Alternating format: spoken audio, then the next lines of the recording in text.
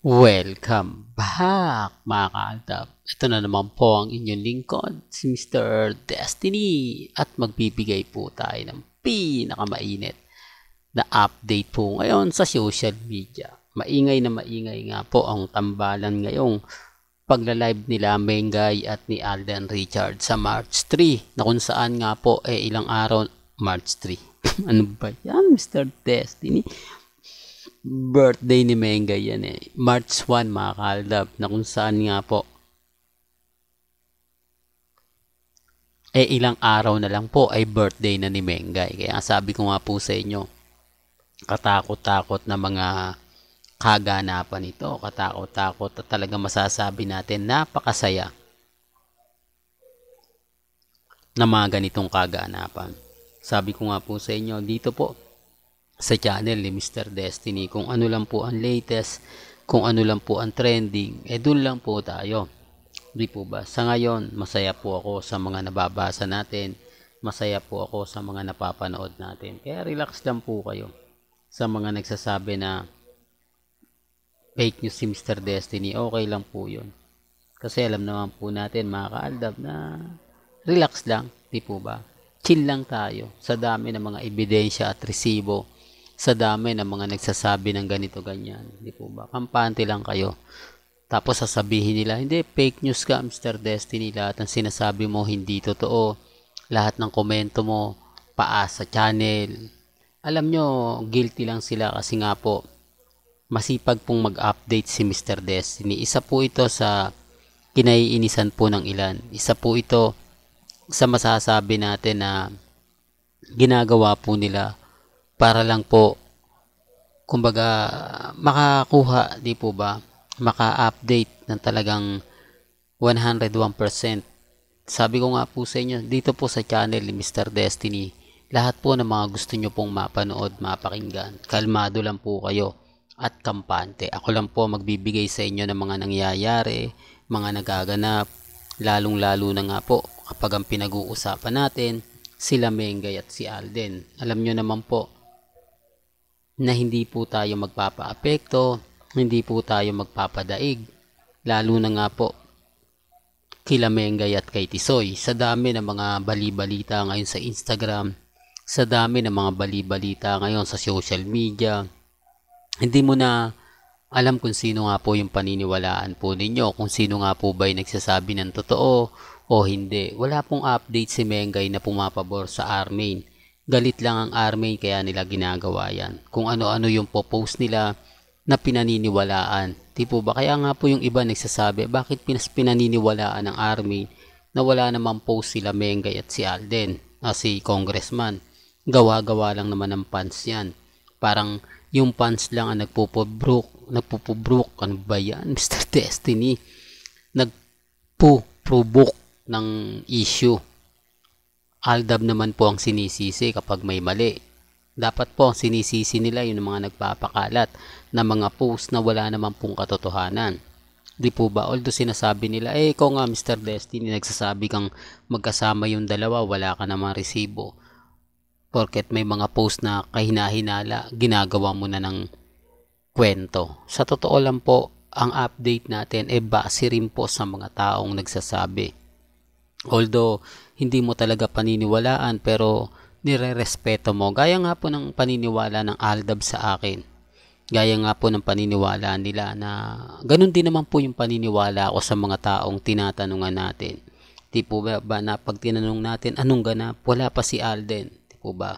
Mali pa yung mga update na ganito ganyan. Si Alden hindi pa umuwi ng bansa. Yun din ang sinasabi ko. Di po ba dahil alam ko na totoo rin po yung mga sinasabi nila sa akin.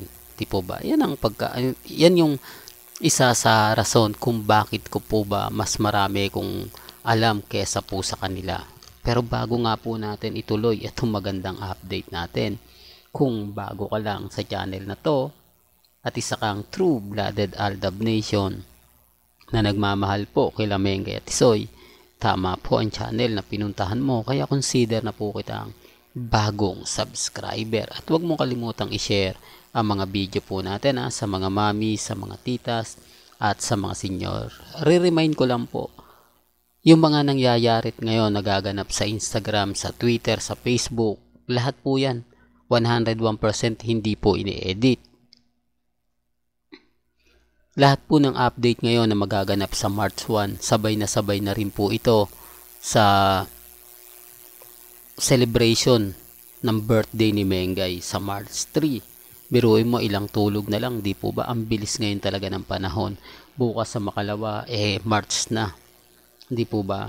Pero ang pelikula nga po daw ni Alden Richards at ni Heaven Paraleo, wala pa raw pong update, wala pa rin pong ganap. Pero okay lang yan. Sabi ko nga po sa inyo, hindi naman po tayo namimilit. At dito naman po sa channel ni Mr. Destiny, nagbibigay lang naman po ako ng ganap. Di po ba? Ang problema lang po, aldab po talaga kasi ako Di po ba? Sabi ko nga po sa inyo, kaiba daw po yung mga ina-update ko kaysa sa mga nababasa nila.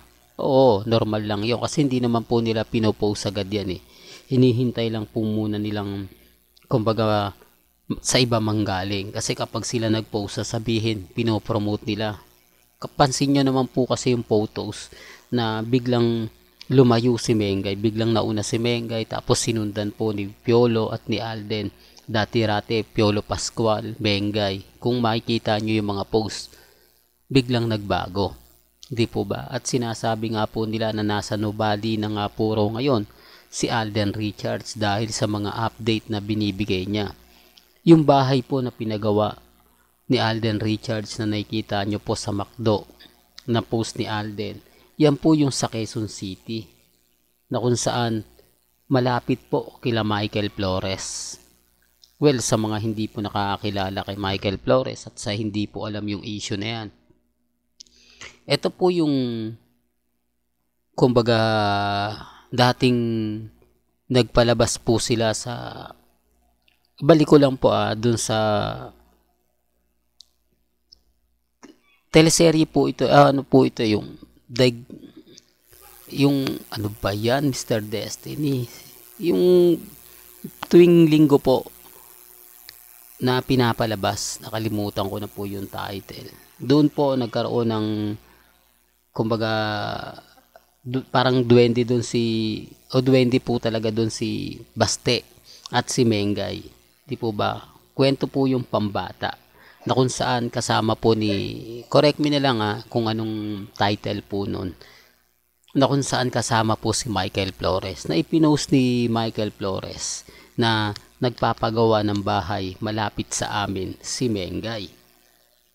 Real talk to, si Mengay. Siyempre hindi niya naman sasabihin si Alden yun Pero yung engineer nga po doon, malapit po o may kaibigan na isang malapit din po sa Aldab Nation. Kaya nga po naikwento yun Sa bagay mga Kaaldab, sabi ko nga po sa inyo, ito yung sinasabi ko na yung malapit kay Alden kapag nagkwento po sa akin, paniniwalaan ko kahit sabihin na natin wala siyang ebidensya at resibo. Kasi hindi naman niya ipopost Di po ba? Sasabihin lang sa'yo yung ganap. Sasabihin lang sa'yo, ito meron akong project, bahay ni Alden Richards to Di po ba? Hindi niya naman yan ipopost na nagpapagawa si Alden sa akin, ganyan-ganyan. Di po ba? Yan ang sinasabi ko na bakit ganon? Mas pinaniniwalaan ni Mr. Destiny na wala namang ebidensya at resibo. Pero ang tanong, ano naman ang rason kung bakit sila magsisinungaling sa atin? Di po ba? Ano ang rason kung bakit sasabihin nila to kung hindi naman totoo? Hindi naman sila maka-aldab, hindi naman po sila maka-army, neutral lang sila. Parang nagtanong ka lang ng isang bagay na madali nilang sagutin. Yan ang sinasabi ko mga kaaldab. Kaya kung bakit po kampante ako. Kasi ito rin yung sinasabi ko. Siyempre, kaya lang po mga kaaldab, yung iba naghahanap talaga ng resibo. Naghahanap ng ebidensya. Normal lang po yun. Di po ba na hahanapan ka kasi hindi nga po nila gets o hindi po nila tanggap na may mga bagay-bagay nga po na ikaw lang yung nakakaalam tapos sila hindi nila alam. Di po ba? Paano yan? Siyempre kahit paano mag-react sila.